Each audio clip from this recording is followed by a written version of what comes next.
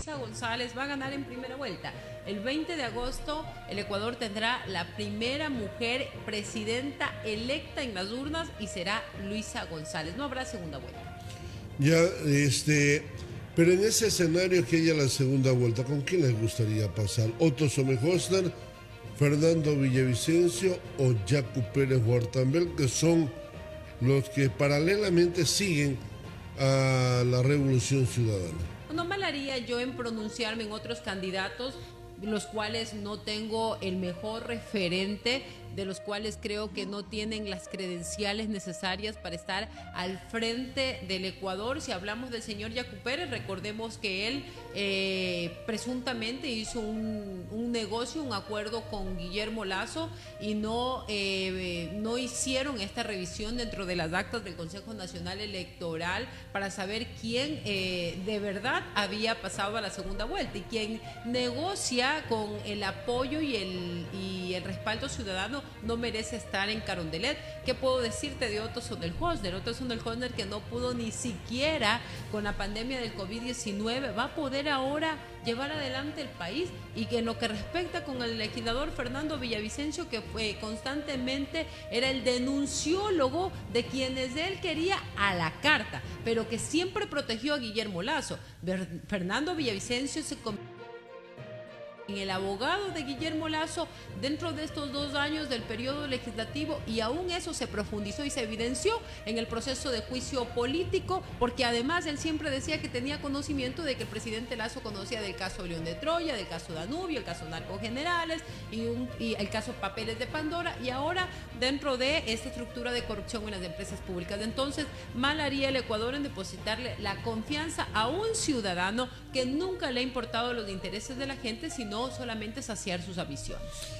Las 7:06, la hora exacta a nivel país, en ese trabajo constante que debe hacer, ¿qué es lo que cuál es la propuesta de trabajo de Luisa González para llegar y captar mayor votación a nivel del Ecuador? ¿Qué propone? ¿Cuáles son los cambios que se van a dar? Cuando yo te decía al inicio que hay que hacer un diagnóstico primero, y que ya Luis ha hecho este diagnóstico de cómo se encuentra la situación del Ecuador. El Ecuador se encuentra con las tasas más altas de violencia. Vamos a cerrar con 34 muertes por cada 100.000 habitantes. También tenemos la tasa más alta de deserción escolar. En lo que tiene que ver con la salud, hay que repotenciar también el sistema de salud pública, de dotar de medicinas e insumos a los hospitales. Lo que tiene que ver con educación, como saben los ecuatorianos, ha existido un recorte también para las universidades, para la educación pública. ¿Y en qué se va a enfocar Luisa? ¿Cómo lo va a hacer? Primero, ¿cómo lo va a hacer? Lo va a hacer trabajando con los mejores. Si algo tiene la Revolución Ciudadana es que ya lo hicimos en el gobierno del presidente Rafael Correa, y que esta vez lo vamos a hacer mucho mejor. Hay un acumulado de experiencia y de conocimiento en el manejo del sector público, y Luisa González cuenta con todas esas credenciales.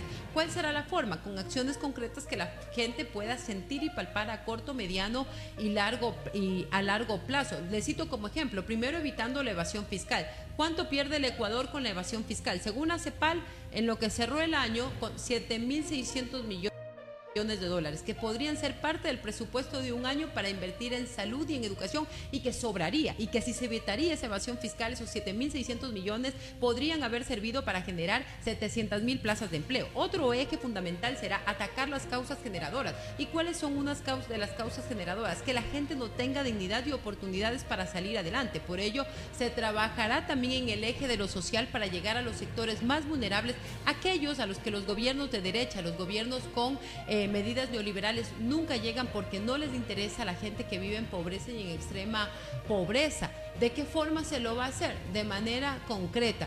¿Cuál es el principal problema que tiene hoy la ciudadanía? Atacar la inseguridad. ¿Y cómo se va a hacer eso?